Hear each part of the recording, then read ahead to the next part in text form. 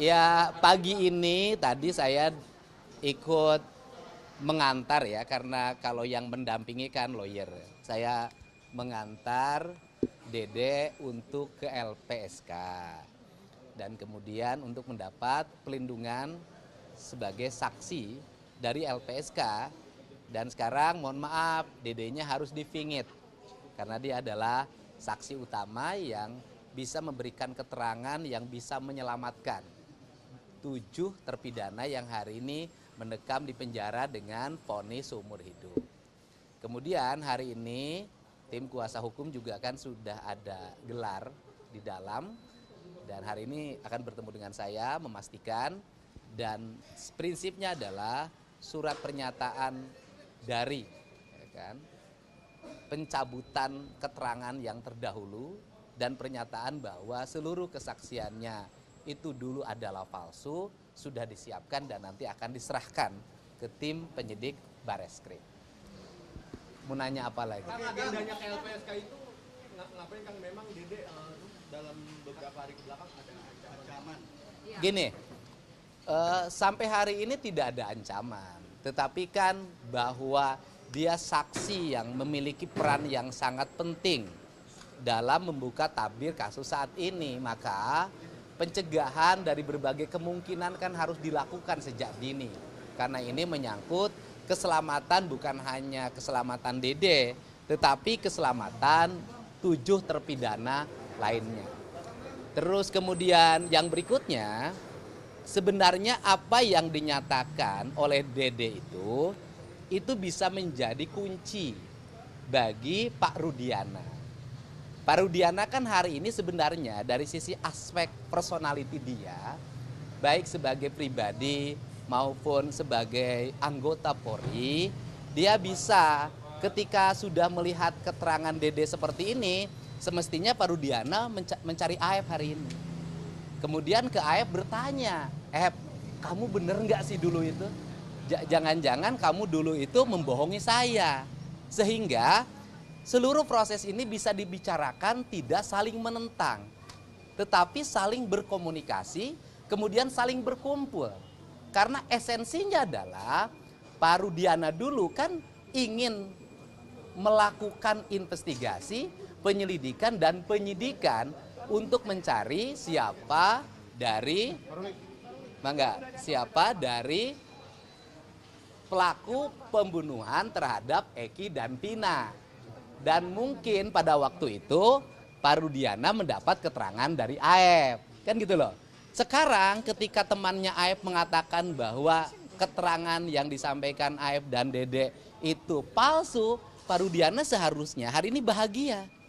Kenapa Pak Rudiana harus bahagia? Karena Pak Rudiana mendapat petunjuk baru untuk mencari siapa pelaku yang dicurigai sebagai pembunuh dari anaknya dan Vina. Sehingga menurut saya hari ini bukan saling menentang antar lawyer. Yang harus dilakukan adalah antar lawyer berkumpul untuk sama-sama mencari kebenaran yang sesungguhnya. Karena fungsi lawyer dalam pandangan saya itu bukan melakukan pembelaan terhadap yang salah, tetapi mencari kebenaran dari sebuah peristiwa. Jadi ini saran saya ya, sehingga tidak mesti lagi ada satu orang mensomasi yang lain mensomasi yang lain. Yang kita cari ini adalah siapa pelaku pembunuh Eki dan Pina. Kalau yang kita cari adalah siapa pelaku pembunuh Eki dan Pina, dan ternyata hari ini keterangan dari Dede menyatakan kesaksiannya dulu palsu, maka kalau kesaksian Dede palsu, maka kesaksian Aep pun pasti diduga palsu. Karena kesaksian Dede dan Aep diduga palsu, apalagi Liga Akbar sudah mencabut, maka 3 saksi kunci dari peristiwa tersebut menurut saya sudah diragukan kebenaran kesaksiannya. Untuk itu, andai kata pembunuhan, berarti kan ada yang lain, andai kata.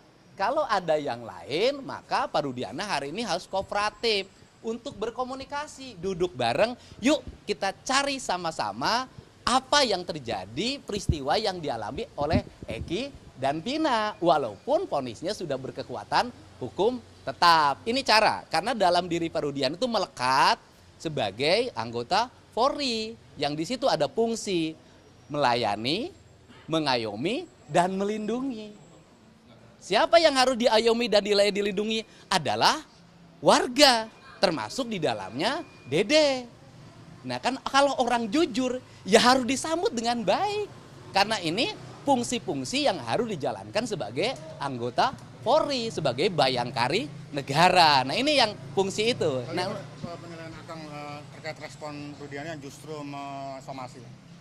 ya saya tidak mau merespon apa yang disampaikan karena itu hak beliau untuk menyampaikan.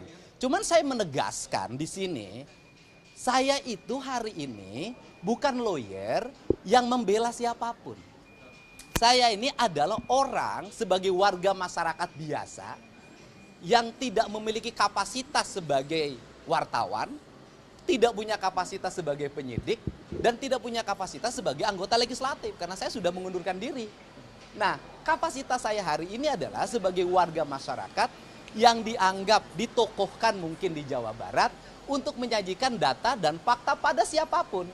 Pada lawyer, pada keluarga korban, pada keluarga terpidana, pada jajaran kepolisian. Ini ada fakta-fakta yang saya temukan.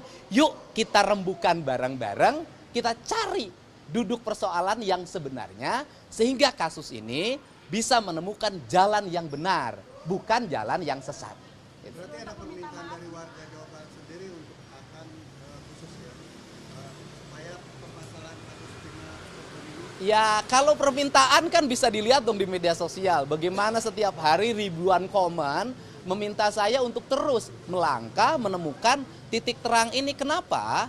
Karena menyangkut menemukan titik terang masalah ini kan ada faktor-faktor yang di luar faktor investigatif.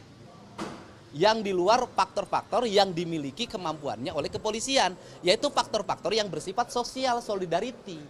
Apa sih social solidarity? Apa yang membuat kasus ini 8 tahun susah terbuka? Saya jelaskan.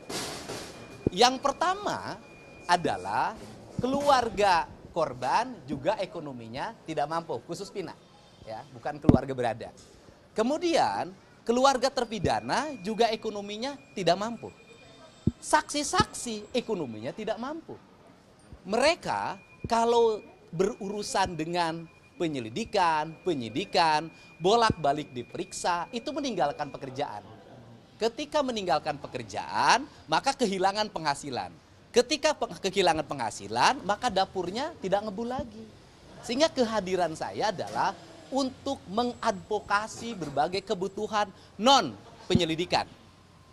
Yaitu kebutuhan-kebutuhan mereka, sehingga saya bisa menjamin transportasi mereka ketika datang ke Mabes Polri, transportasi ketika ke Polda, menjamin kehidupan keluarga di rumah ketika mereka berhenti bekerja jadi kuli bangunan, jadi kuli serabutan, menjadi asisten rumah tangga, sehingga membuat rasa tenang bagi mereka untuk mau terus mengikuti seluruh proses ini sampai tuntas.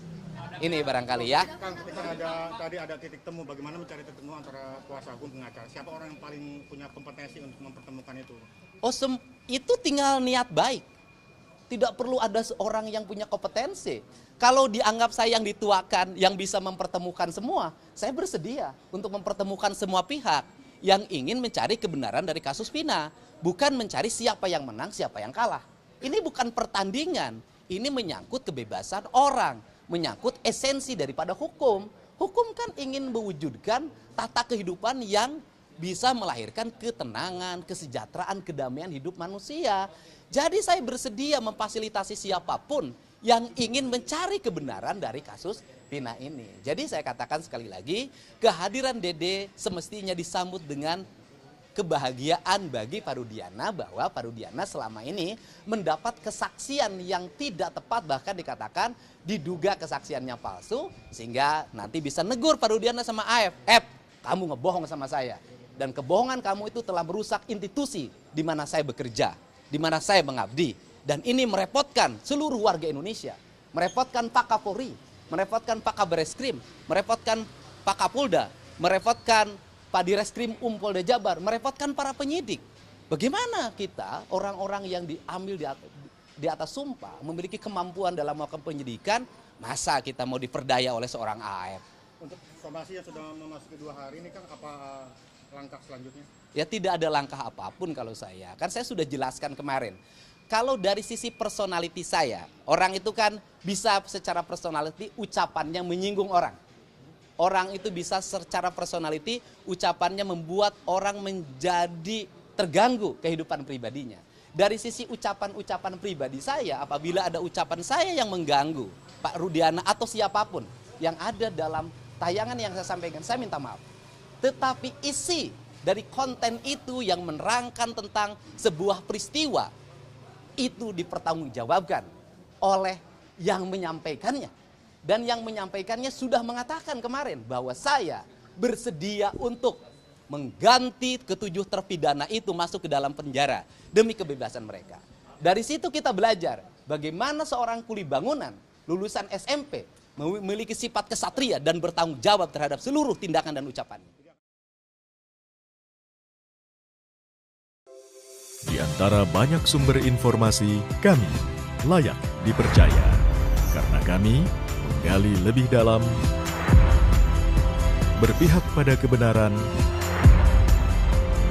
berpegang pada data dan fakta, agar layak Anda jadikan referensi.